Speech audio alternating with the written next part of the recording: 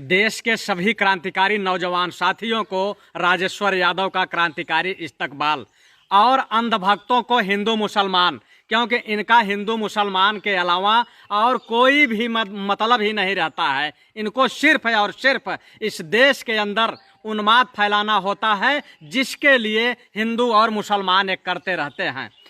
आज जो हमारे देश की तस्वीर है, वास्तव में अगर उस तस्वीर को देखा जाए तो वह भारत की तस्वीर नज़र नहीं आती है, वह इंडिया की तस्वीर नज़र आती है। क्या जो हमारा भारत था आज वह वास्तव में इंडिया बन चुका है? अगर भारत इंडिया बन चुका है तो वह जब इंडिया अंग्रेजी शब्द आता है तो उन अंग्रेजों की याद आती है जिनको हम इतिहास में पढ़ते हैं, जिनको हम किताबों में पढ़ते हैं। तो ये कहा जाता है कि अंग्रेज जो हुआ करते थे वह भारतीयों पर अत्याचार करते थे, अनाचार करते थे, कोड़े बरसाते थे, उनको काल कोठरी में बंद करते थे, फांसी चढ़ाते थे और या तो सीधे उनके सीने में गोली मार देते थे। यह गुलाम भारत की तस्वीर हुआ करती थी, लेकिन आज वही तस्वीर आज़ाद भारत में दिखाई दे रही है। क्या गरीब होना इस देश के अंदर गुनाह है? क्या गरीब होना आतंकवादी होना है? क्या गरीब होना नक्सलवादी होना है? क्या गरीब होना अपराधी होना है? आज की जो वास्तव में तस्वीर दिख रही है भारतीय जनता पार्टी की सरकार में, वह मोदी जी का 2014 का भाषण याद आता है, जब वो कहा करते थे कि 2022 तक इस देश के अंदर एक भी गरीब नहीं बचेगा। यह उनका भाषण हुआ करता था कि 2022 तक इस देश में एक भी गरीब नहीं बचेगा। तो वास्तव में ये कल्पना नहीं हम लोग किए थे कि 2022 तक इस देश के अंदर से गरीबी नहीं बल्कि गरीब ही नहीं बचेगा। वह तस्वीर आज सीधे सीधे दिखाई दे रही है, सीधे सीधे दिखाई दे रही है। और जो आज हमारे देश की मीडिया है, जो इन गरीबों पे बहस करनी चाहिए, किसानों पर बहस करनी चाहिए, वह जो है सीधे हिंदू और मुसलमान पे बहस कर रहा है। उसका इससे कोई मतलब नहीं है, ये खुद मुद्दा भटकाने की कोशिश कर रहा है। आज की तस्वीरें आप देखिए कि जिस तरीके से गरीब आदमी, हम लोग बचपन में सुना करते थे, सोचा करते थे कि क्या कभी कोई जब मुंबई जाना होता था तो वह पैदल कितने दिन में पहुंचता रहा होगा। मतलब एक कल्पना थी कि कोई क्या बंबई पैदल जा सकता है, क्या कोई गुजरात पैदल जा सकता है, क्या कोई दिल्ली पैदल जा सकता है। आज वह दौर है कि 1 किलोमीटर लोग पैदल नहीं जाना चाहते हैं। इस दौर में लोग आज हजारों किलोमीटर, 2000 किलोमीटर, यानी भारत के एक छोर से दूसरे छोर तक लोग पैदल चलने पर मजबूर हैं। और पैदल चलने पे मजबूर क्यों हैं? क्योंकि यह भारत सरकार की जो गाइडलाइन है उसके तहत वह लोगों का भरोसा, लोगों का विश्वास नहीं जीत पा रही है, कि जिसके कारण लोग आज पैदल चल पड़े हैं। जबरदस्ती उनको रोका जा रहा है। भाई सारे लोग रुकते, अगर उनको खाने की व्यवस्था होती, रहने की व्यवस्था होती, पीने की व्यवस्था होती, तो कोई आदमी इस चिलचिलाती हुई धूप में, जहां की आज देश के राजनेता और देश के कारपोरेट घराने के लोग एसी चला करके अपने घरों में बैठे हुए हैं, वहां छोटे छोटे बच्चे, 5-5 साल के बच्चे सड़कों पर पैदल चलते हुए नजर आ जाएंगे। हम आपको कुछ तस्वीरें दिखाना चाहते हैं कि शायद वो तस्वीरें अगर आप देखेंगे तो आपकी रूह कांप जाएगी। और आप लोगों से गुजारिश करूंगा कि आप लोग इस वीडियो को शेयर करते रहें, लोगों तक पहुंचाते रहें और अपने क्रांतिकारी साथियों को जोड़ते रहें, क्योंकि भाजपा आईटी सेल बहुत तेजी से जुड़ रही है। भाजपा आईटी सेल के लोग जो हैं, जो अंधभगत हैं, वो तेजी से जुड़ रहे हैं। तो इसलिए मैं आप लोगों से ये कहूँगा कि आप लोग इस वीडियो को शेयर करते रहें और लोगों को जोड़ते रहें। जो कि छोटे छोटे बच्चे किस तरीके से पैदल चलने पर मजबूर हैं, क्या सरकार की जिम्मेदारी नहीं बनती? ये वही मजदूर हैं जो कि फैक्ट्रियों को खड़ी करने में अपनी बाजुओं की ताकत लगाते थे। ये वही मजदूर है कि ट्रेन की जब बोगी बनती थी तो यही मजदूर उसमें काम करता था, अपना खून बहाता था, अपना पसीना बहाता था। ये वही मजदूर है जब ये सड़कें जब बनती थी तो उसमें का जो तारकोल होता है, जो डामर होता है, जो गर्म होता है, वह अपने हाथों से इन्हीं सड़कों पर ये बिछाने का काम करते हैं। ये वही मजदूर हैं जो हवाई जहाज में लगने वाले लोहे को पीट पीट करके सीधा करने का काम करते थे। ये वही मजदूर हैं जो आज सड़कों पे जो बसें दौड़ती हैं, उन बस के जो लोहे होते हैं उनको हथौड़ों के दम पे पीट पीट करके सीधा करने का काम करते थे। आज वही मजदूर जो इस देश की अर्थव्यवस्था को मजबूत करने का काम करता था, आज वही मजदूर जो इस देश को दुनिया के नक्शे पे लाने का काम करता था, आज वही ये मजदूर जो सुई और धागे नहीं बनते थे इस देश में इसरो अनुसंधान, हवाई जहाज, रेल इंजन, बड़ी बड़ी मिसाइलें जो बन रही हैं इन्हीं मजदूरों के बदौलत बन रही है। लेकिन आज वह मजदूर इतना बेबस, इतना लाचार, आज ये अपराधी बन चुका है सरकार की निगाह में। इतना बड़ा अपराधी बन चुका है कि आपको मैं क्या बताऊं। आपको हम दूसरी तस्वीर आपको दिखा रहे हैं कि आप देख लीजिए कि जो ये सरकारें हैं जो आज मजदूरों को दावे कर रहे हैं कि हम 20 लाख करोड़ का पैकेज लाया हूं और लोगों तक पहुंचेगा, गरीबों की गरीबी हटेगी। आप देख लीजिए कि 5-5 किलो चावल इनका नहीं पहुंच पा रहा है। वह 5 किलो चावल के लिए महिलाओं को लाठियों से पीटा जा रहा है। आप देख रहे हैं कि किस तरीके की तस्वीरें इस देश के अंदर दिखाई जा रही हैं कि 60-60 साल की बुजुर्ग महिलाएं, जिन पर कि शर्म आनी चाहिए लोगों को लाठियां चलाने से, 60 साल की महिलाओं को 5 किलो चावल के लिए लाइन लगाना पड़ रहा है, तो उस लाइन में उनको पीटा जा रहा है। यह आज देश की तस्वीर है, यह भारतीय जनता पार्टी की सरकार है। कहा जाता है कि यह वह देश है कि जिस देश की मीडिया, यानी वैसे भी कहा गया है कि डरी हुई मीडिया और मरा हुआ विपक्ष देश के लिए कोई योगदान नहीं दे सकता, वही स्थिति आज की है। यही मीडिया वाले जिस तरीके की तस्वीरें आज दिखाई दे रही है कि लोगों की रूह कांप जा रही है, लेकिन इन लोगों ने आज देश के असली तस्वीर दिखाने का काम नहीं कर रहे हैं कि आज इस देश का गरीब अपने ही देश के अंदर घुसपैठिया बन चुका है, अपने ही देश के अंदर नक्सलाइट बन चुका है, अपने ही देश के अंदर उन्मादी बन चुका है, अपने ही देश के अंदर अपराधी बन चुका है। कि आज आप लोगों ने देखा होगा कि जिस तरीके से तमाम मजदूर पैदल चल रहे हैं, रेल की पटरियों पे मर रहे हैं, पैदल चल के उनको ट्रकें कुचल दे रही हैं और एक्सीडेंट में मारे जा रहे हैं, कुछ लोग पानी के अभाव में दम तोड़ रहे हैं। यह भारत की जो तस्वीर आज आ रही है, यह तस्वीर नेपाल की नहीं आ रही, जबकि गरीब देश है। ये ऐसी तस्वीरें न तो नेपाल से आ रही है, ऐसी तस्वीरें न तो भूटान से आ रही है, ऐसी तस्वीरें न तो बांग्लादेश से आ रही है। हम कहते हैं कि हमारा सीना 56 इंच का है। क्या यही 56 इंच का सीना है कि सारे जुल्म, सारी लाठियां सिर्फ गरीबों पर? और ये वीडियो शेयर करते रहिए।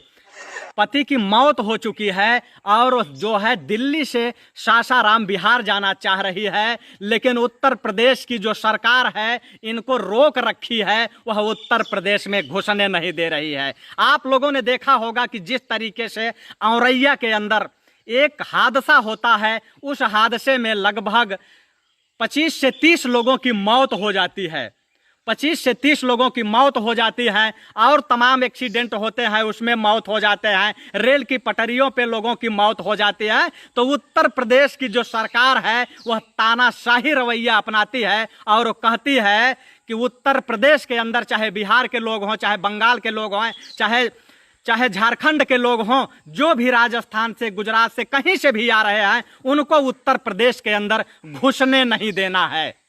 उनको मतलब वो घुसपैठिया बन चुके हैं। आप अगर देखिए तो आज पाकिस्तान के अंदर सीमा की सरहद पे घुसपैठिए घुस रहे हैं, लगातार जो है सीज फायर का उल्लंघन हो रहा है। वहां ये लोग जो है तानाशाही नहीं दिखाने का काम कर रहे हैं, चीन के बॉर्डर पे नहीं दिखाने का काम कर रहे हैं, लेकिन अपने ही मजदूरों पर, अपने ही मजदूरों को किस तरीके से लाठियों से पिटवाने का काम कर रहे हैं। एक ऐसी तस्वीर आएगी जिसमें कि ट्रकों में से लोगों को उतार करके उनको ऐसा पीटा जा रहा है, ऐसा पीटा जा रहा है कि मानो ये लगता है कि पाकिस्तान से कोई आतंकी पकड़ के आया है। ऐसा लग रहा है कि जैसे कि कोई घुसपैठिया को पकड़ लिया गया हो, उस तरीके से इन गरीबों की पिटाई हो रही है।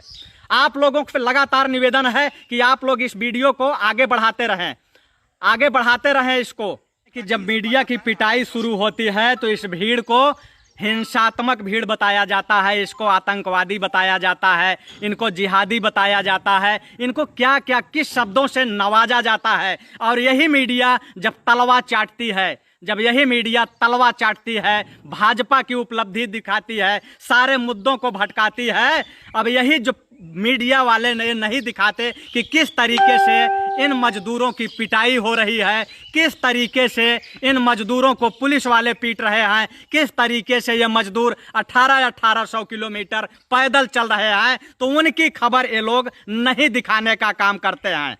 लेकिन जब इन पे खुद गाज गिरती है, भीड़ जब क्रोधित होती है, तो उस भीड़ को ये आतंकी बताते हैं। लेकिन आज जिस तरीके से पूरे उत्तर प्रदेश की सीमाओं को सील कर दिया गया है, उनको अंदर घुसने नहीं दिया जा रहा है, उनकी पिटाई की जा रही है, उनको जो है उन्मादी बताया जा रहा है, मैं ये पूछना चाहता हूं कि वास्तव में यह स्थिति किसने पैदा की है। हम योगी जी से ये पूछना चाहते हैं, योगी जी से सवाल करना चाहते हैं कि जो लोग गुजरात से, राजस्थान से, पंजाब से, हरियाणा से, दिल्ली से लोग पैदल चल के आ रहे थे और आपने अचानक उनको बोल दिया कि कोई भी आदमी सीमा के अंदर घुसने न पाए, और पुलिस बर्बर तरीके से उन पर लाठियां मार रही है, तो आखिर क्या उन लोगों के साथ न्याय हो रहा है? आखिर ये सारा अन्याय गरीबों के साथ ही क्यों? आपने भी उत्तर प्रदेश के अंदर तमाम ऐसी जो मजदूरों के मिलने वाले जो कुछ ऐसे कानून थे, उन कानूनों को हटा दिया, मजदूरों को व्यापारियों के हवाले कर दिया, उनको बंधुआ मजदूर बनाने की पूरी कोशिश की, तो आखिर सारा गुनाहगार गरीब ही क्यों होता है? अभी मैं आज देख रहा था कि न्यूज चैनल पर, जिसका कि उत्तर प्रदेश उत्तराखंड के नाम से एक न्यूज चैनल चलता है, उस पर उत्तर प्रदेश के उप मुख्यमंत्री का इंटरव्यू चल रहा था, जिसमें कि एंकर ये पूछ रहा था कि कांग्रेस मजदूरों के बीच में जा रहा है, राहुल गांधी मजदूरों के बीच में जा रहे हैं, उनकी समस्याएं पूछ रहे हैं, तो ये लोग क्या कह रहे थे जानते हैं? ये कह रहे थे कि कांग्रेस मजदूरों के बीच जाकर के नौटंकी करने का काम कर रही है। यानी ये लोग बैठ करके रामायण देख रहे हैं, ये लोग बैठ के महाभारत देख रहे हैं, वहीं मजदूर सड़क पर बिलख रहा है, सड़क पे बिलबिला रहा है, छोटे छोटे बच्चों को लेकर के इस गर्मी में पैदल चल रहा है। और अगर उसके बीच में राहुल गांधी पहुंच जाते हैं या कोई पहुंच जाता है, तो कहते हैं कि कांग्रेस नौटंकी कर रही है, कांग्रेस नौटंकी कर रही है, कांग्रेस का काम है फोटो खिंचवाना, और वो जाएगी फोटो खिंचवाएगी, नौटंकी करेगी। मैं ये पूछना चाहता हूं कि आदरणीय प्रधानमंत्री से बड़ा नौटंकीबाज कौन है? मैं उस भाजपा के बड़े लीडर से ये पूछना चाहता हूं कि मोदी से बड़ा नौटंकीबाज कौन है, जो कभी मजदूरों के बीच में जाके उनका पैर धोल करके फोटो खिंचवाने का काम करते हैं, आज उन्हीं मजदूरों को लाठियों से पिटवाने का काम कर रहे हैं। ट्रेनें बंद हो गई हैं, सारी कुछ बंद हो गई है कि वो अपने घरों में न जाए और शहरों में रह करके बंधुआ मजदूरी करने पर मजबूर हो जाएं। आखिर आज अगर ईमानदारी से सर्वे करा लिया जाए, तो ये मेरा खुला चैलेंज है कि जितने लोग कोरोना से नहीं मरे हैं, उससे ज्यादा लोग पैदल चल करके सड़कों पे मर चुके हैं। लेकिन सारी दुर्घटनाएं, सारे आंकड़े सरकार के द्वारा हमेशा छिपाए गए हैं और छिपाए जाते रहे हैं और छिपाए जाएंगे। वही प्रधानमंत्री हैं कि जो फोटो खिंचवाने के लिए 2 लाख का चश्मा लगा करके, एक टी शर्ट पहन करके, कंधे पे बोरी लेकर के नदियों के किनारे बोतल बीनते हुए पकड़े गए थे। आप लोगों ने देखा होगा कि उनसे बड़ा नौटंकीबाज कौन है? और जब ये कहा गया कि कांग्रेस 1000 बसों को लेकर के मजदूरों को यूपी भेजना चाहती है, तो बोले कि कांग्रेस नौटंकीबाज है, नौटंकीबाजी कर रही है। अरे आप ही कर लो नौटंकी, आप क्यों नहीं नौटंकी कर रहे हो? आपका तो 5 किलो चावल जनता तक पहुंच नहीं पा रहा है, 20 लाख पैकेज की आप बात करते हैं, उसके लिए पुलिस लाठियों से पीट रही है महिलाओं को, आपने देखा होगा, वह तस्वीर आप लोगों के सामने ही है। लेकिन जिस तरीके से यह शर्मनाक घटना हो रही है, आने वाली जनता आपको माफ नहीं करेगी। ये यही गरीब जनता है, जब चुनावों में इनको आप रैलियों में ला करके इनके थाली में पुलाव खिलाते थे और अपना जिंदाबाद कराते थे, अपना झंडा या डंडा उठवाते थे। इनको ये पता नहीं था कि आपका ये नारा था कि 22 तक भारत के अंदर एक भी गरीब नहीं बचेगा। उनको ये आशा थी कि गरीबी खत्म हो जाएगी, हम अमीर हो जाएंगे। उनको ये पता नहीं था कि 22 तक इस देश के अंदर से गरीब को मार दिया जाएगा, गरीब को खत्म कर दिया जाएगा। शर्म आनी चाहिए और चुल्लू भर पानी में डूब मरना चाहिए। जो लोग ये कहते हैं कि ये कांग्रेस के लोग फोटो खिंचवाते हैं, नौटंकीबाजी करते हैं, सपा के लोग फोटो खिंचवाते हैं, नौटंकीबाजी करते हैं, बसपा के लोग फोटो खिंचवाते हैं, नौटंकीबाजी करते हैं। अरे इतना बड़ा नौटंकीबाज आदमी आपने कहीं देखा है कि जो कि 2000 रुपए के लिए अपनी माँ को लाइन में खड़ा कर दिया हो? याद है नोटबंदी में आप लोगों को वह व्यक्ति कौन है नौटंकीबाज जो अपनी माँ को 2000 रुपए के लिए लाइन में खड़ा किया था? आप लोग कमेंट करके बताएं, आप लोग कमेंट करके बताएं कि वह कौन था जो अपनी मां को 2000 रुपए के लिए लाइन में खड़ा कर दिया था। आज अभी योगी जी का जो है इंटरव्यू चल रहा था, मैं देख रहा था। योगी जी से पूछा गया कि आप मदद तो कर ही रहे हैं, लेकिन विपक्षी पार्टी के लोग, सपा, कांग्रेस, ये लोग मजदूरों को खाना खिला रहे हैं, पानी पिला रहे हैं, ये लोग भी कुछ मदद कर रहे हैं। तो उन्होंने कहा उन लोगों ने कोई मदद नहीं किया है, कोई मदद नहीं किया है। और जबकि अगर देखा जाए, सोशल मीडिया उठा के देख लीजिए तो वह साफ दिख जाएगा कि किसकी मदद लोगों तक पहुंच रही है और किसकी मदद नहीं पहुंच रही है। लेकिन इतने बेशरम ये लोग हो जाएंगे, इतना हद तक गिर जाएंगे, इनकी मानवीयता गिर जाएगी। आज जिस तरीके से देश के मजदूरों के साथ अन्याय किया जा रहा है, उन्हें जिहादी बताया जा रहा है, उन्हें आतंकी बताया जा रहा है, उन्हें घुसपैठिया बताया जा रहा है, उनको पीटा जा रहा है, उनको मारा जा रहा है। आखिर वो अपने ही देश में इस तरीके की स्थिति आखिर क्यों, ऐसी स्थिति क्यों पैदा की जा रही है? आज जिस तरीके की स्थिति देश के अंदर पैदा हुई है, आखिर मजदूर ही हर बार दोषी क्यों होता है? मजदूर के बच्चे ही दोषी क्यों होते हैं? जब कभी किसान अपनी फसलों की मांग को लेकर के जब आंदोलन पे खड़ा होता है तो उस पर लाठियां बरसाई जाती हैं, उस पर आंसू के गोले छोड़े जाते हैं, उसको बर्बर तरीके से पिटाई होती है, उस पर हजारों मुकदमे लाद दिए जाते हैं। यही मजदूर जब अपनी बाजुओं की ताकत, जो अमीरों के घरों चिमनियों का धुआं बना के उड़ाने का काम कर रहे हैं, जब ये अपने श्रम की कीमत मांगने के लिए आंदोलन करते हैं तो इन पर लाठियां चलती हैं, इन पर पुलिस की गोलियां चलती हैं, इन पर मुकदमे लादे जाते हैं, इनको जेल की काल कोठरी में ठेल दिया जाता है। इस देश का बेरोजगार नौजवान, पढ़ा लिखा नौजवान जब कहता है कि हमको रोजगार चाहिए, हमको नौकरी चाहिए, तो उस पर लाठियां बरसाई जाती हैं, उसको लाठियों से पीटा जाता है, उनकी जिंदगी बर्बाद कर दी जाती है, उनके ऊपर मुकदमे लाद लाद करके। तो किस तरीके का माहौल पैदा किया जा रहा है? आज का जो नया भारत है, इस नए भारत की तस्वीर देख करके रूह कांप जा रही है कि छोटे छोटे बच्चे जो कि आज घरों में से 4 कदम पैदल नहीं चल पाते, इन्हीं अमीरों घरों के लड़के होते हैं जो 1 किलोमीटर की स्कूल दूरी होती है तो उनको पैदल स्कूल नहीं भेजते हैं, उनके लिए लग्जरी गाड़ी आती है लेके जाने के लिए। लेकिन आज 800 किलोमीटर वह बच्चा पैदल चल रहा है घर जाने के लिए। शर्म आनी चाहिए। दुर्भाग्य है इस देश की सरकारों का कि ऐसे लोगों को वोट दे करके सत्ता में लाते हैं और ये लोग इनके लिए इस तरीके की व्यवस्थाएं करते हैं।